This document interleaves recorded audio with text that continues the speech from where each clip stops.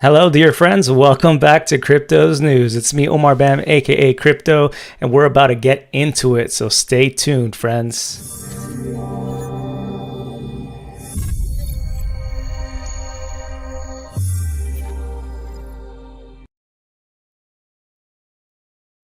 Hey, welcome back. So today we're going to be covering what is going on in crypto this week as we finalize the end of the year.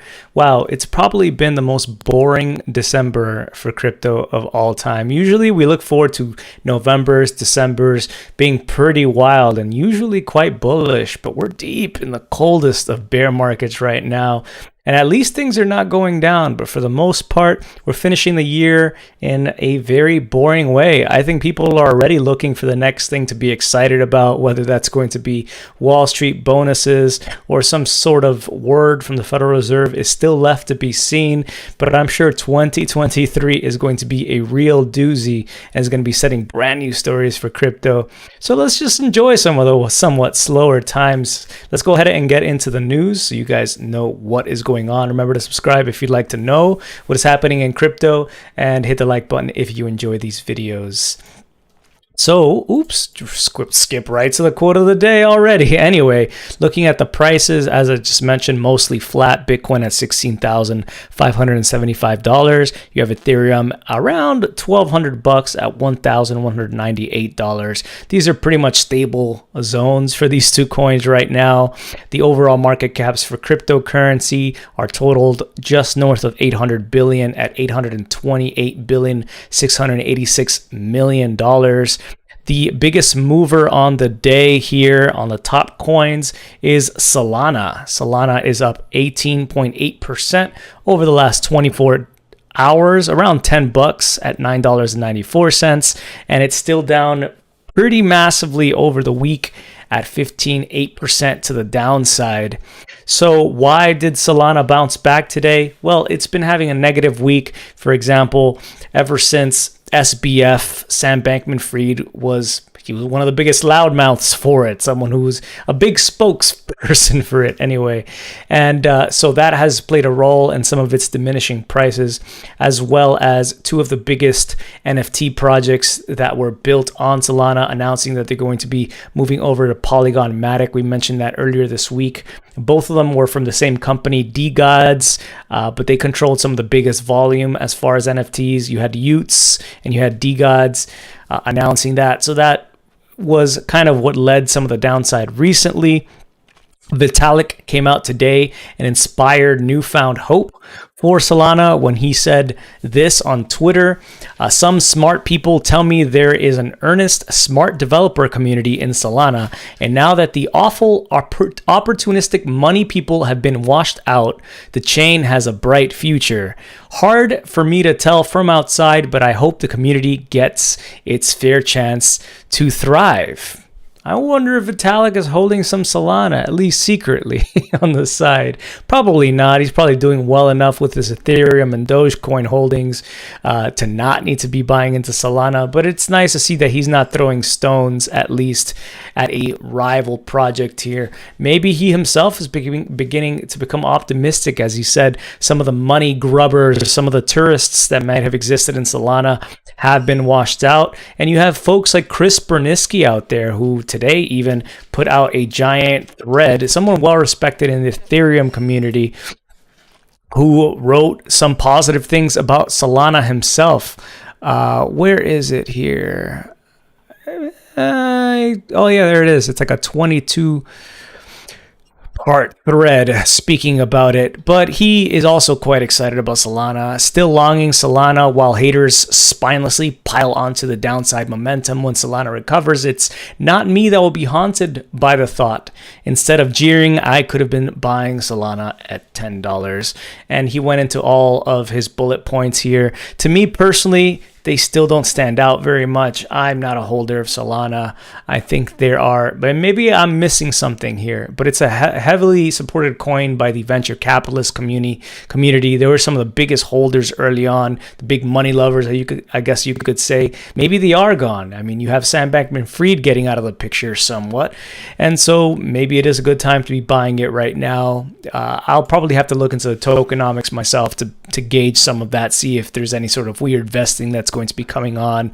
But at least some smart people are still thinking it could be a good buy. I've seen this, for example, happening with Tesla recently. A lot of negativity about Tesla. Instead, you have Elon Musk focusing on Twitter when there's like 3 people who basically run Tesla, and so you have like the CFO, and then you have Elon Musk and some third dude. But without Elon Musk there, things have been kind of in crisis, and the share price is falling. People just pointing at a lot of that and competition from 23 of the other major auto manufacturers in regards to electrical cars. Maybe this is actually a good time to be buying, considering maybe most of the selling has in fact happened. It could be that it's the same case here with Solana, which is still down despite the jump up today, about 96% from its all-time high. Let me know what you guys are thinking. Thank you so much, New Tribes, for that. Happy to support, man. Happy New Year to you, and thank you for your support here on YouTube as a sponsor, New Tribes. It means a lot, man. And we're going to also go ahead and mention this. I think it's pretty steep if you're in Italy, but the budget has been approved, and it includes a 26% crypto capital gains tax approved by the Italian Parliament for the 2023 budget. Wow, that's one way to get people to not want to involve themselves with cryptocurrencies. But anyway, I guess they have to try to defeat crypto somewhat and earn money for their budgets. But this is going to apply this 26% rate to gains from crypto trading, according here to CoinDesk, if they exceed 2,000 euros per tax period. And as an incentive for declaring these crypto profits, if you've been holding crypto since before January 1st, 2023, this bill is going to set a substitute income tax for investors at 14% of the value of the assets until January 1st, 2023, instead of the cost at the time of purchase. Thanks for throwing us a bone there. Really appreciate that, Italy. Terrible. What a bad example. I think Portugal was going down a similar route as well, with steep crypto taxes for next year. Damn, being in the US doesn't look that bad some of these days. Anyway, there is a lot that is coming out right now. This is probably the biggest story in crypto that's playing out at this time, besides the ones that have played out this week, like Tiffany Fong, an influencer who was a sexy crypto influencer, as written by the New York Post, who went to visit Sam Bankman-Fried at his house after he was released on bail.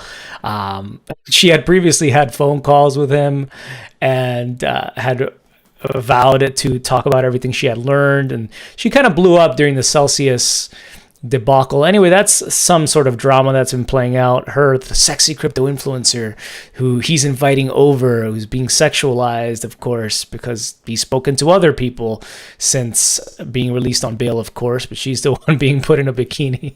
But anyway, the other bit that's going on right now in relation to Sam Bankman-Fried, probably the biggest thing being talked about, is how it seems that wallets, keys that he controls, I've been moving funds around, being the recipient of funds from Alameda Research, taking those funds, selling different altcoins, eventually moving those altcoins into Bitcoin using a Seychelles-based exchange.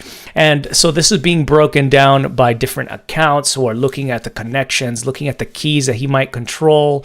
Let's look at Bowtied Iguana here, which is, I think, one of the more comprehensive threads that covers it.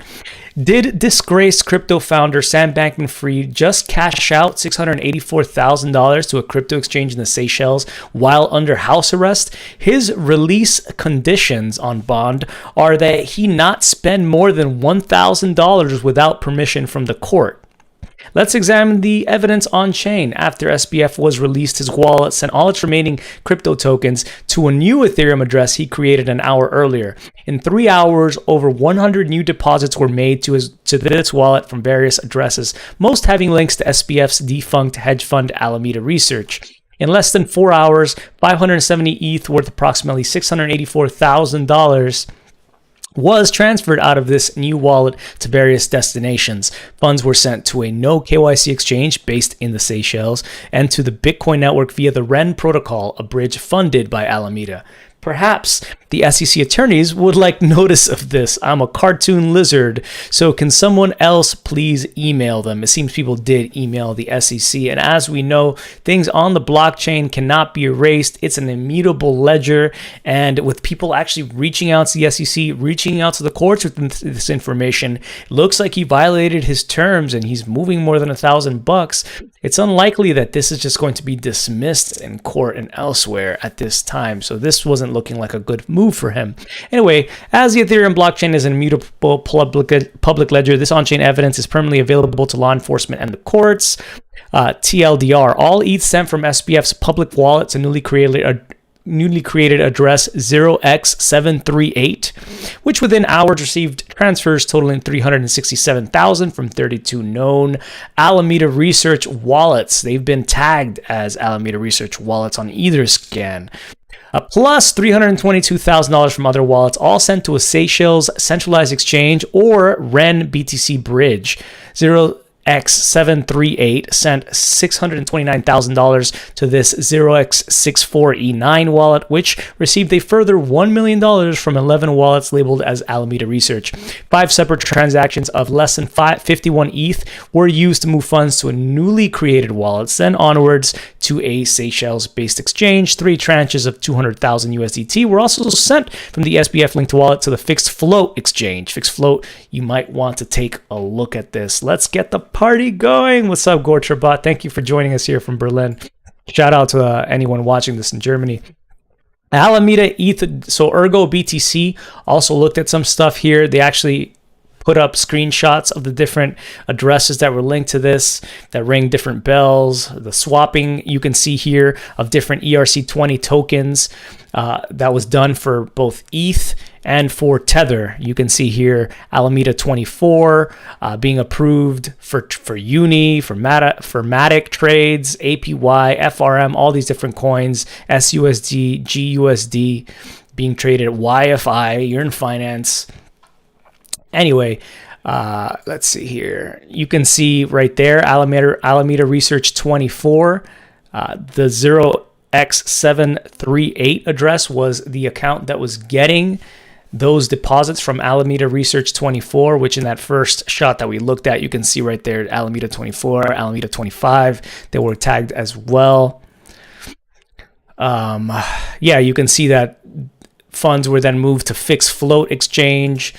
They were moved out to Change Now as well, which might have gone to become Bitcoin as well.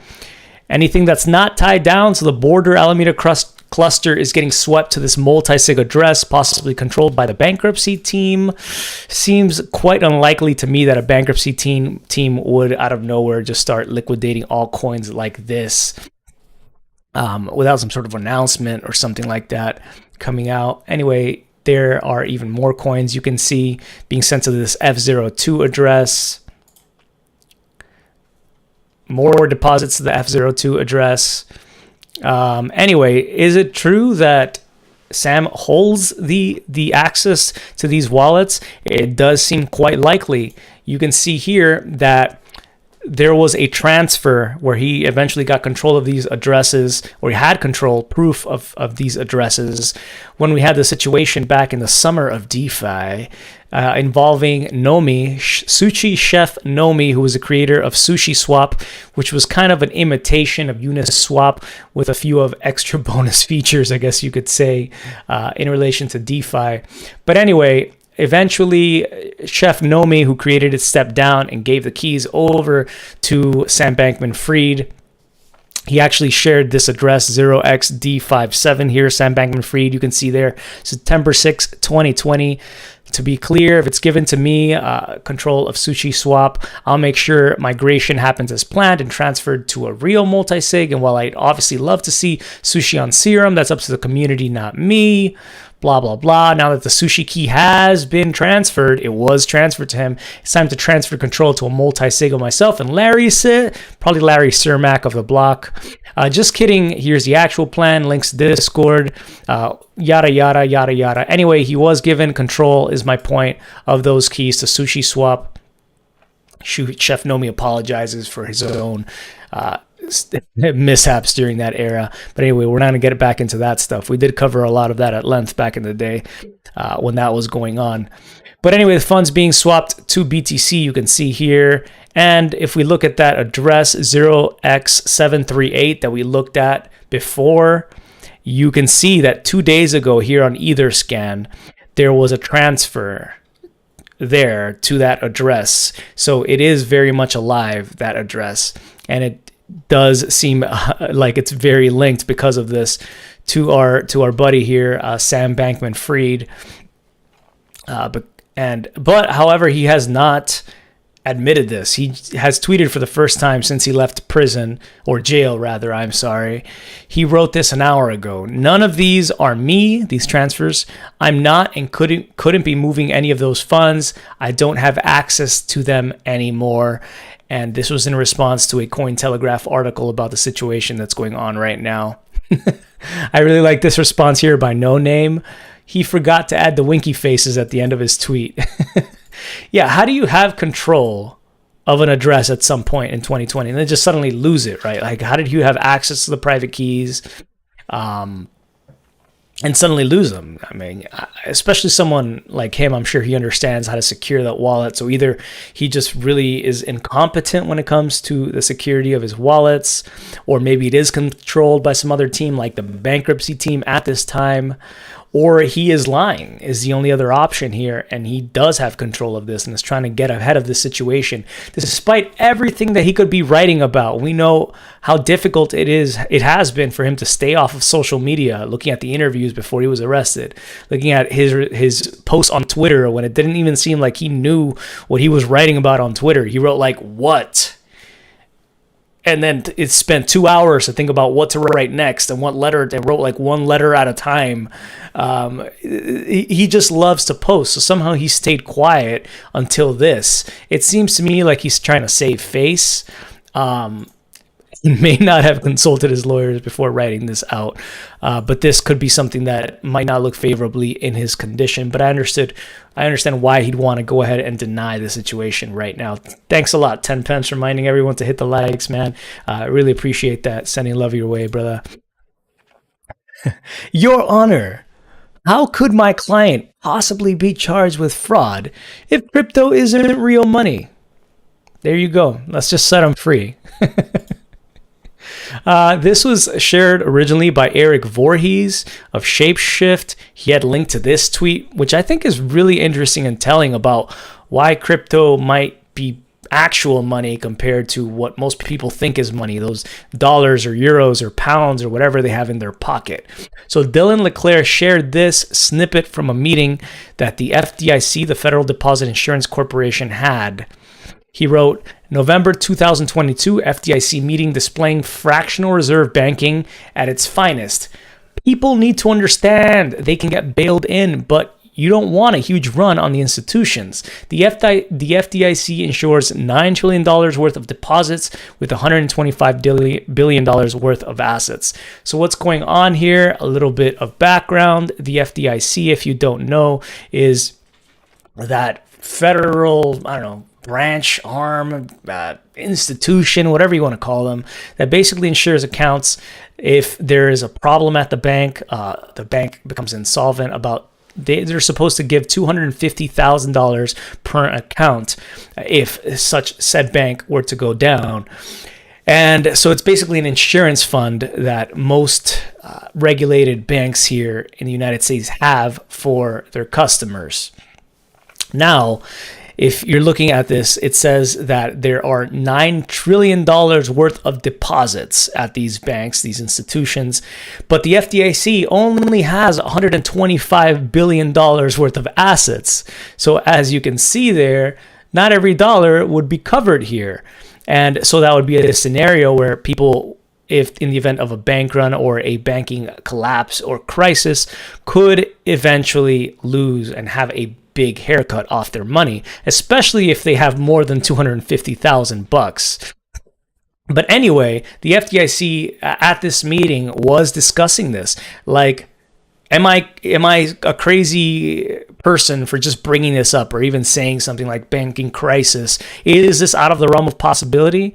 Well, it seems like even they're discussing this as totally within the realm of possibility and something that could have happened, some sort of systemic problem back in March of 2020 when people did start pulling money out of the banks to a pretty big degree. And there were problems with repo operations, overnight lending operations at the banks back then. And so basically talking about how do we give disclosures to people that, guess what? They might be bailed in. They might have to take a haircut here if there's some sort of issue. And a bail-in, by the way, versus a bailout is when banks get money given to them from the government, basically printed, right? It could be in the form of a loan where the bank might have to, or institution or whatever, might have to pay that money back, or they might not have to pay any money back based on the terms of that. We saw some of this happening back in 2008.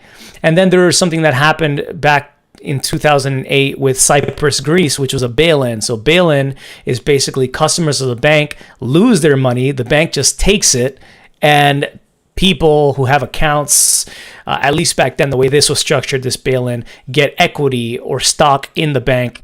Although, from my understanding, that stock never made people whole who took those haircuts at Cyprus. But the very same situation could happen around the world as well with the bail-in, where you might just lose your deposit. And this is because of the very nature of fractional reserve banking, where at least how it's supposed to work is, for example, which is not really supposed to work in my opinion, but that's debatable. But anyway, if you deposit money at the bank, let's say you deposit $100, the bank has a 10% reserve requirement where they have to keep at least 10% of that money you deposited, so $10 at the bank, and then they can loan out basically the rest of the money. So they basically print out money. They loan out $90, or they loan out $1,000 for every $100 that you deposit. They loan out $1,000 with the 10% reserve requirement, and they basically didn't give that money out. They just generate it. I mean, they generate money that way. I'm sorry, through interest that they collect on that, but they didn't necessarily have that full amount of money to begin with. When it comes to that, they basically loan out more than they have on deposit.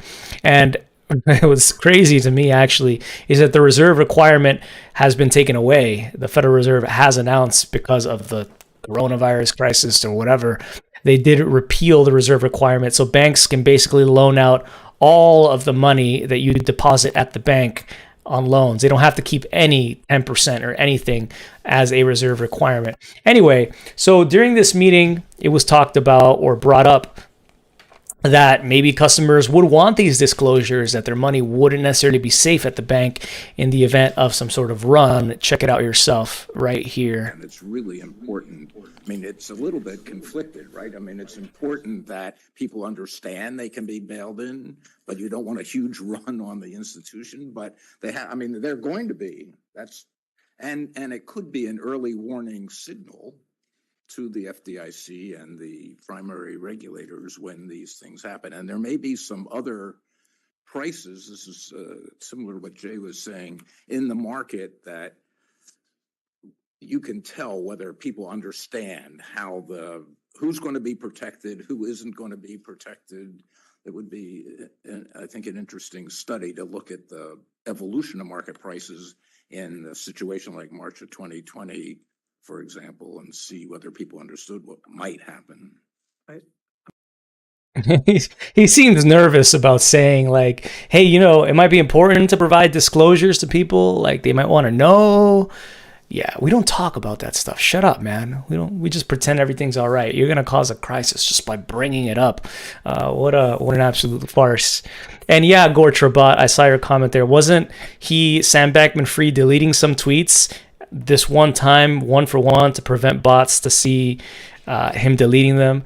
Yeah, that was exactly it. He had figured out that basically people were able to realize that Sam Bankman-Fried was covering up his old history of tweets, maybe to try not to look as much like a fraud, even though those tweets have been archived, right?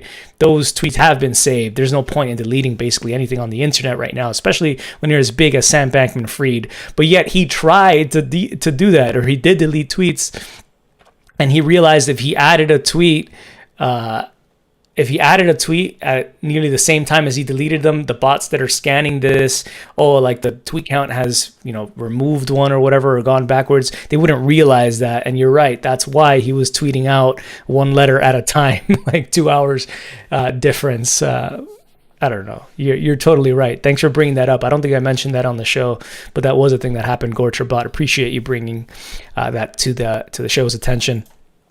Anyway, that's a lot of the major stuff really in crypto. There's not much today, as I mentioned, as we finalize the week. There's usually not much, but I love this whole conspiracy right now that's going on with Andrew Tate, his dad possibly being in the CIA, very controversial figure, just arrested. My father was in the CIA. He held CIA record for the fastest assimilation of a foreign language. My father learned Russian within 2.5 weeks.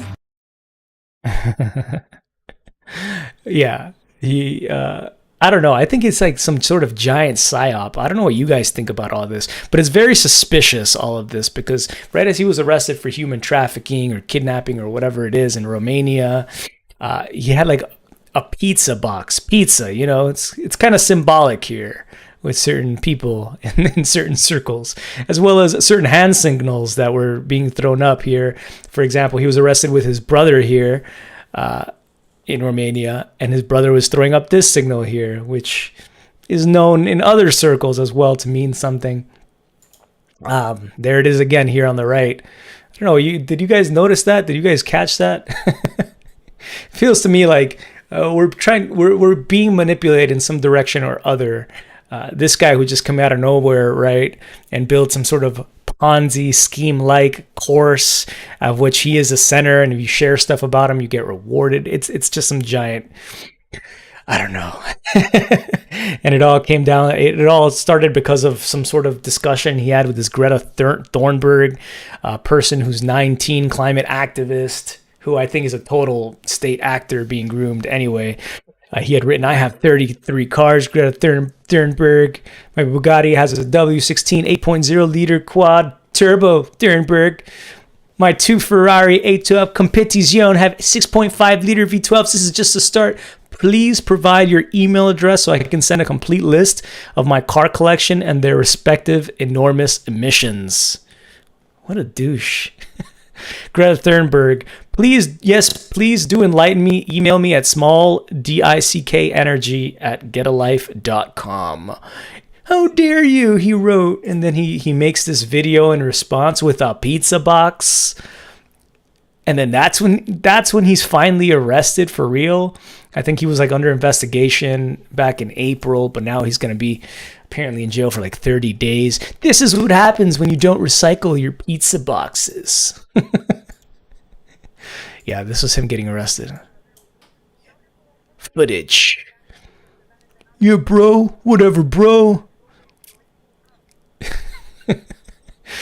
I don't know. He's like a cartoon-like figure to me.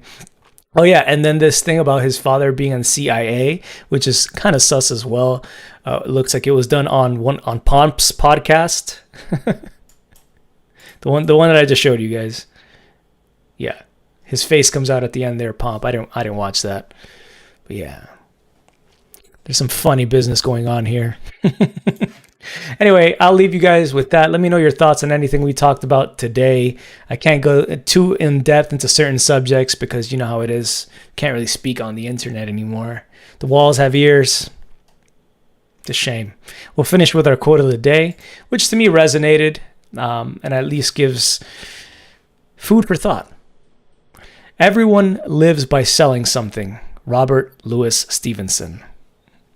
I feel like a lot of my living is here on the show with you guys. And so what am I selling? I feel like a lot when you're here in front of folks day in and day out is selling yourself, right? Like my own credibility, my own trust, just being here. And so thank you so much for the privilege of allowing me to do that by showing up yourselves and allowing me to put myself on the line in many ways through the years by just being here. It's not easy sometimes, but you guys make it easier, so many of you. So thanks for that. Take care, everyone. Much love and stay cryptic. Have a great weekend. And I guess Happy New Year if I don't catch you. I hope it's an amazing start for you and your loved ones. Peace.